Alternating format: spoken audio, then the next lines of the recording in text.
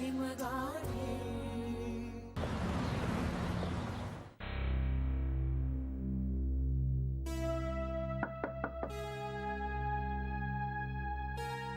तुम्ही येऊ का? या ना.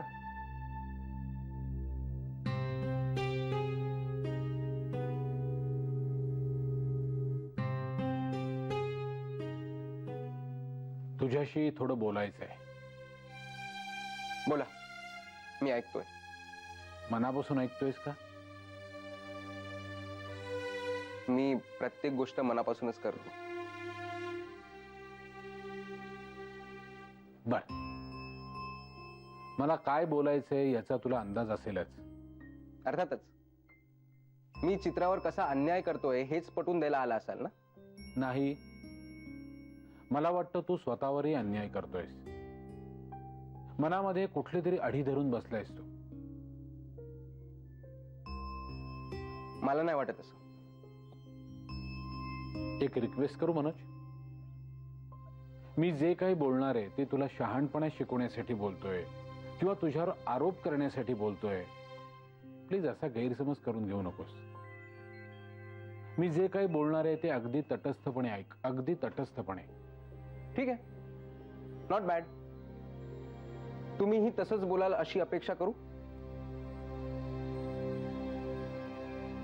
तू खूप हुशार आहेस, तल्लख आहेस. आणि खोटं कशाला बोलू? चित्रा तुझ्या एवढी हुशार नाही, तल्लख नाही.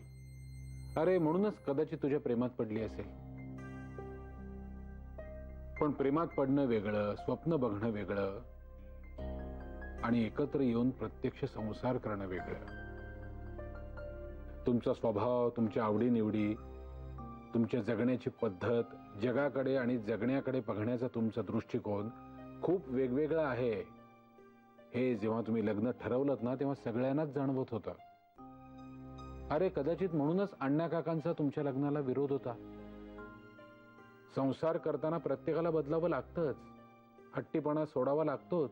प्रत्येक गोष्ट माझ्या मनाप्रमाणेच होईल किंवा ती झालीच पाहिजे असं म्हणून नाही चालत ना. ते तुम्हाला जमेल की नाही याबद्दल शंका वाटत होती. तुम्हा दोघांच्या मनातल्या प्रेमाबद्दल शंका नव्हतीच. अरे म्हणून तर आदित्य आणि मेघनाने आम्हा सगळ्यांचा विरोध बाजूला ठेवून तुम्हाला सपोर्ट केला ना. आणि तुमच्यात नक्की काय बिनसलं तेच कळलं नाही आम्हाला. अच्छा, आणि जे काही बिनसलंय त्यात सगळा दोष माझाच आहे असं म्हणायचंय का तुम्हाला? नाही मनोज,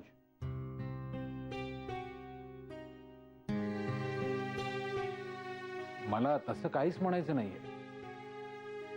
हे बघ, मी इथे कुठल्याही प्रकारचा न्याय निवाडा करण्यासाठी आलो नाहीये. इथे कोणीही आरोपी नाही, कुणीही फिर्यादी नाही, कुणीही वकील नाही, कुणीही जज नाही. त्यामुळे आपण दोषारोप टाळूया. हा, पण एक गोष्ट लक्षात ठेवा, माणसाची सतसत विवेक बुद्धी त्याला कधीच सोडत नाही. ती सदैव उलट तपासणी घेत असते, सदैव. आणि शहाण्या माणसाने ती उलट तपासणी टाळू नये, कारण तिथेच सुखाची किल्ली दडलेली असते. बाहेर आपण कितीही शहाजोगपणा केला तरी आपल्या मनासमोर जेव्हा आपण उभे राहतो त्यावेळी गर्व बिर्व नाही बाळगता येत रे. बाकी कोणालाही फसवू शकता तुम्ही, पण मनाला नाही फसवू शकत. तुम्हाला बरोबर माहिती असतं तुम्ही कुठे चुकलायत आणि कुठे बरोबर आहात. तुमच्यातले छक्के पंजे तुमच्या मनाला बरोबर ठाऊक असतात. हे बघ, तुझ्याशी बोलावंसं वाटलं म्हणून बोललो. मानलेली असली तरी चित्रा बहीण आहे माझी. तिला असं झुरताना नाही पाहू शकत मी. खूप त्रास होतो मला. चित्रा घर सोडून गेली होती हे तुला समजलं होतं ना? हो, आदित्यची चिठ्ठी पण मिळाली मला, पण ती परत आल्याचंही कळलं मला. जेव्हा जेव्हा आमचा संपर्क झाला तेव्हा ती आनंदातच होती. त्यामुळे ती घर सोडून जाण्यासाठी पण कारणीभूत मीच. मी असं म्हटलं का?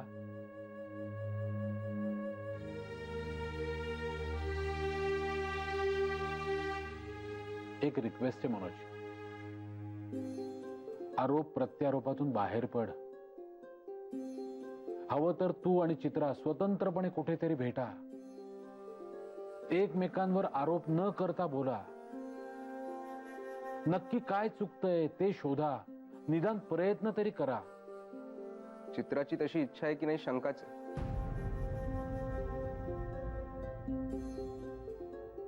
हे बघ, या शंका कुशंकांमधून तू बाहेर ये. ते म्हणतात ना, कावीळ झालेल्या माणसाला सगळं जग पिवळच दिसतं. तसं झालंय का तुझं? देसाई कुटुंबाबद्दल तू कुठल्या प्रकारचा ग्रह करून घेतलायस का? तर प्लीज तसं करू नकोस. सगळे खूप छान आहेत, खूप चांगले आहेत. मनोज, अरे तू हुशार आहेस. एखाद्या गोष्टीकडे तटस्थपणे कसं बघायचं हे तुला कोणी शिकवायला नकोय. बघ, विचार कर. मला जे सांगायचं होतं ते मी सांगितलंय. तुम्ही सुखी राहावं एवढीच इच्छा आहे, बाकी काही नाही.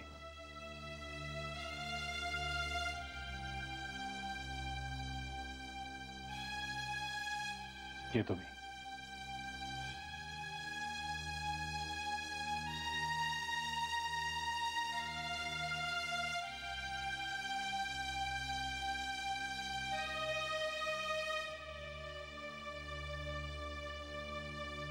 चित्रा, इतकं सगळं होऊन सुद्धा मेघनाने माझ्या आणि तिच्या नात्यात जरा सुद्धा अंतर पडू दिलं नाही.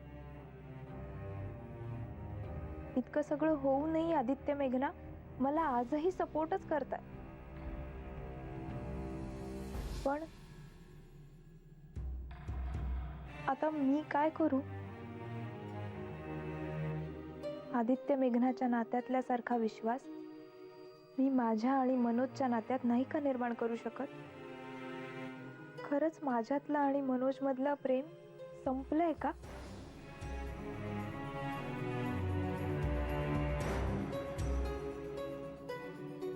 माझी आठवण सुद्धा येत नसेल त्याला?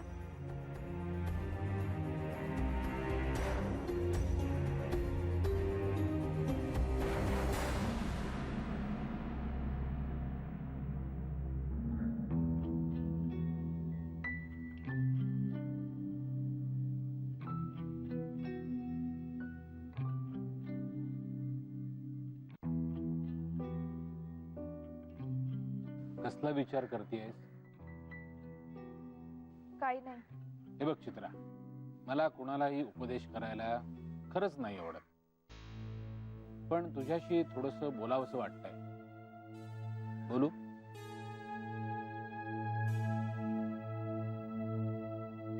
तू काय भावनेने घर सोडून गेली होतीस मला माहित नाही. अर्थात मला त्या विषयावर चर्चाही करायची नाहीये. पण एक गोष्ट सांगू, अगदी मनापासून सांगतो. एखादं संकट आल्यावर आपण घाबरायचं नसतं. त्या संकटाचा आपण सामना करायचा असतो. 2 हात करायचे असतात. संकटापासून पळून जायचं नसतं. हा, आता संकटाचा सामना करण्याचा एक भाग म्हणून तू पळून गेली असशील तर गोष्ट वेगळी आहे. पण जर का तू घाबरून पळून गेली असशील तर मग मात्र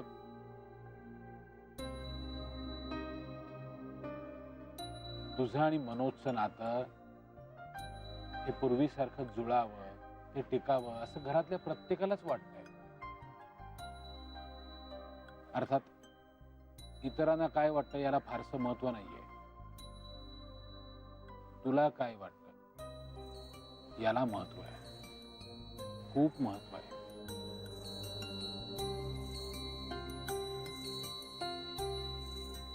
म्हणून म्हणतो, तुमच्या प्रश्नाकडे थोडंसं तटस्थपणे बघ, वेगळ्या नजरेने बघ, तर नक्की सापडेल.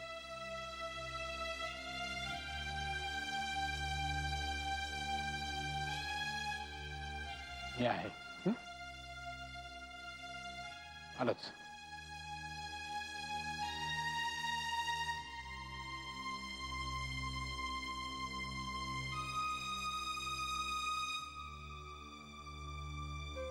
जय हो बाबाजी. बाबाजी जय हो. तुम्ही दिलेल्या संकेताप्रमाणेच वागतोय, तुमच्या आदेशाचं पालन करतोय मी. जय हो बाबाजी.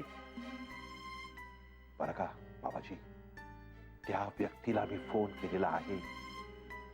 एकदा ती व्यक्ती इथे आली की मग मेघना आणि जावई बापूंच्या संसारावर जे संकट आहे ते कायमचं नष्ट. जय हो. जय हो बाबाजी. अहो काय बडबडताय? कोण व्यक्ती, कोणाला फोन केला होता? मला सांगाल का काय प्रकार आहे ते? तुम्ही काही उलट सुलट तर नाही ना केलं? बाबाजी यांचं काय करू मी आता? हा? पुन्हा एकदा बाबाजींनी जो संकेत दिला त्यावर तुम्ही संशय घेताय, अविश्वास दाखवताय. नाही नाही काय सांगून ठेवतो, त्यांच्यावर अविश्वास दाखवायचा नाही. त्यांनी जसं सांगितलंय तसंच मी वागतोय. कळलं? आता जास्ती बोलू नका आणि मला त्यांचं नामस्मरण करू द्या. हा? जय हो. हो जय हो.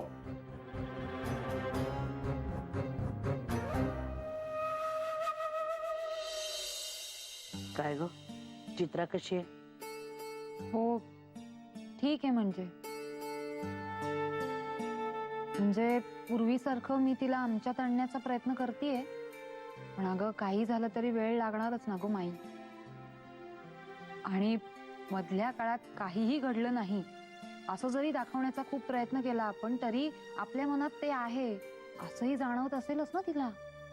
हो ना, आणि त्याचं टेन्शन येत असणार माहितीला.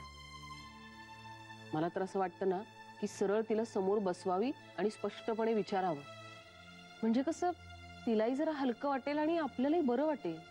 हा नाही, तुम्ही दोघी म्हणताय ते बरोबर आहे, पण आपण काही स्पष्टपणे विचारायला गेलो आणि जीवाचं काही बरं वाईट करून घेतलं म्हणजे? कितीही झालं तरी आपल्यावर जबाबदारी आहे ना, परक्याची पोर आहे. असं करून कसं चालेल आपल्याला? घे चहा, घे ग. माई येऊ का?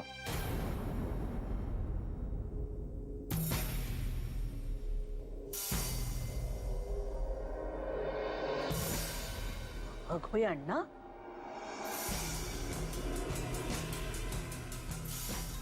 या ना या.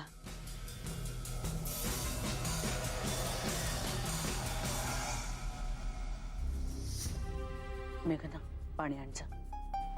त्यांची बॅग घे आणि चित्राला बोलवून आण पटकन. या ना अण्णा, बसा बसा.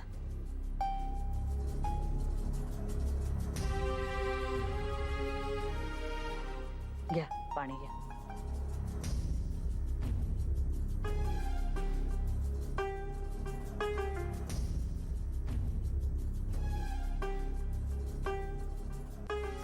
माई, मला इथे असा हा अचानक बघून तुम्हा सगळ्यांना धक्का बसला असेल ना?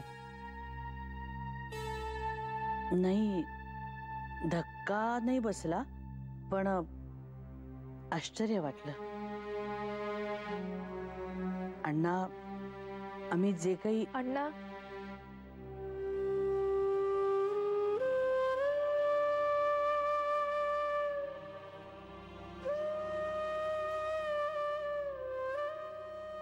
कुठे?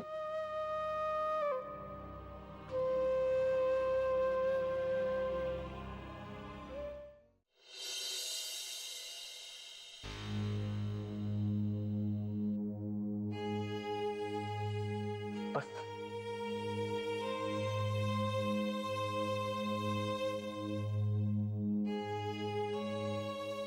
आई कशी आहे अण्णा? आहे तेच संधिवाताचं दुखणं. औषधं चालू आहेत, पण ते दुखणं बळा होतं.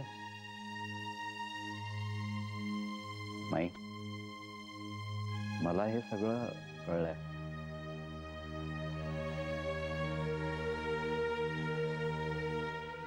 अण्णा, कसं कळलंय ते महत्वाचं नाही.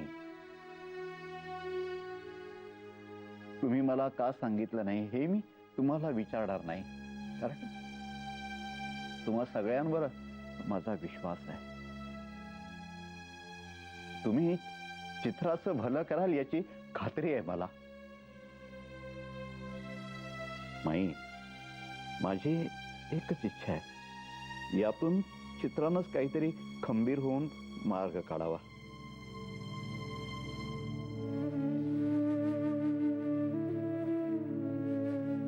चित्रा, लग्न करताना तुझ्या हिमतीनं आम्हा सगळ्यांना पटवून दिलंस.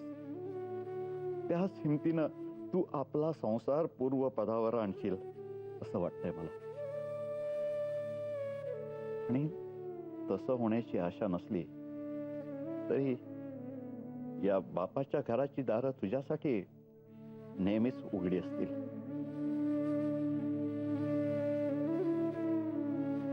हे बघ परी, तू माझ्या बरोबर गावाला चल. अगं, मी एका शब्दाने सुद्धा तुला विचारणार नाही की तुझ्यावर रागावणार नाही. शेवटी तुझा निर्णय महत्वाचा आहे. तू सुखी व्हावंस असं आम्हाला सगळ्यांना वाटतं का?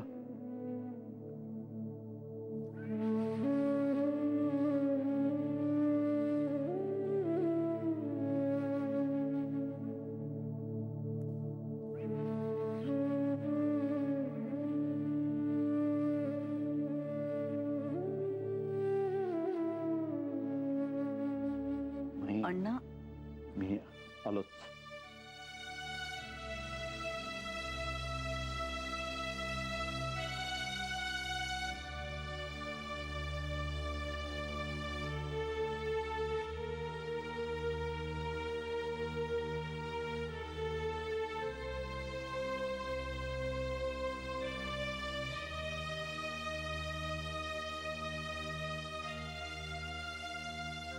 चित्रा, चित्रा,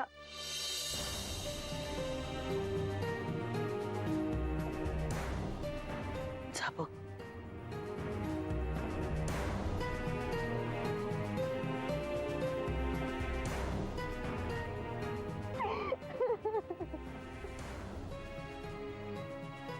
किती त्रास देते मी सगळ्यांना. मी काय करू म्हणजे माझी माणसं सुखी होती.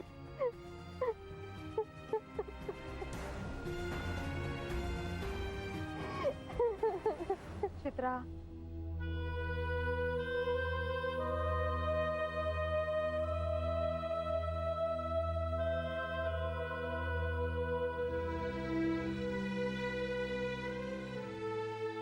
चित्रा,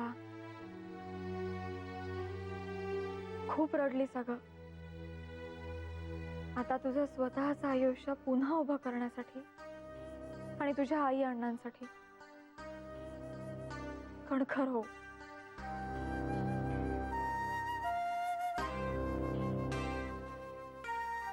हो मेघना, मी सगळं काही विसरून पुन्हा मनोजकडे जायला तयार आहे. आणि मला जायलाच हवं,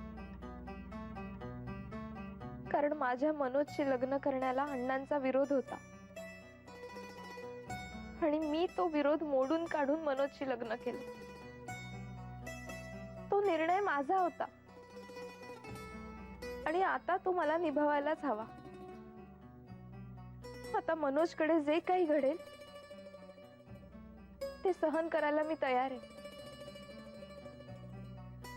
कारण मी जर आई अण्णांकडे गेले तर 24 तास माझ्याकडे बघून त्यांना त्रास होईल ग. मी पाहिलं तसं त्यांनीही माझ्या सुखी संसाराचं स्वप्न पाहिलंच असेल ना.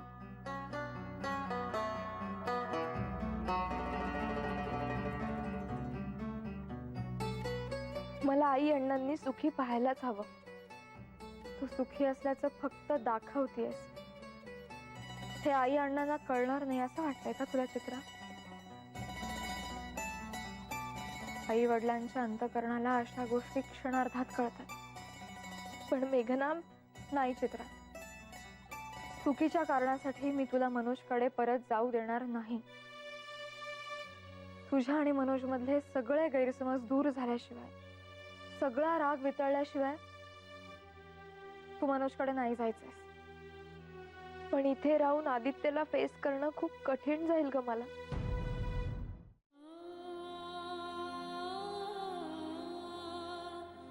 मी म्हणाले ना तुला, आपण तिघेही मित्र आहोत. एकच क्षण खूप अवघड जाईल आपल्या सगळ्यांना. मग पुन्हा पाणी वाहत होईल. माझा आदित्यवर आणि आमच्या प्रेमावर पूर्ण विश्वास आहे. तूही सगळ्यात आधी तुझ्या आणि मनोज मधल्या प्रेमावरचा विश्वास दृढ कर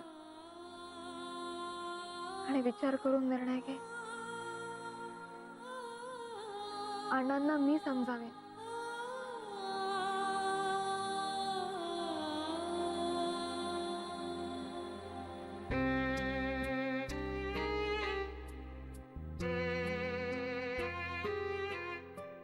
चित्रा,